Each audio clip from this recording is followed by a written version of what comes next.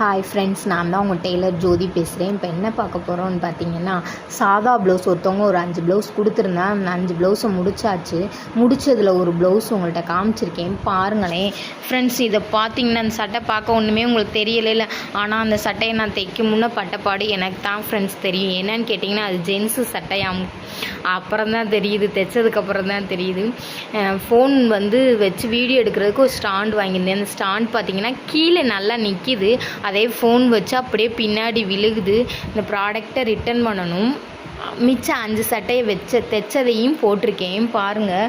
80 point கொடுத்தாங்க. நானும் 80 point அவங்களுக்கு கரெக்டாக வரும்னு நினச்சிட்டேன்.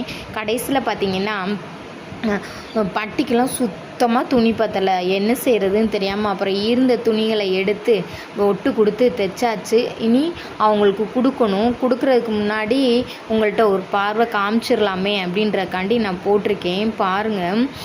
கொக்கி மட்டும் வச்சுட்டு அவங்கள்ட்ட கொடுத்துருவோம், முடிஞ்சு போச்சு.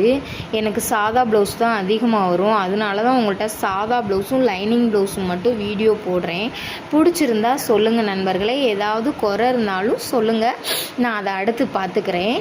பிடிச்சிருந்தா கமெண்ட் பண்ணுங்கள், கமெண்ட் பாக்ஸில் லைக் பண்ணுங்கள், ஷேர் பண்ணுங்கள்.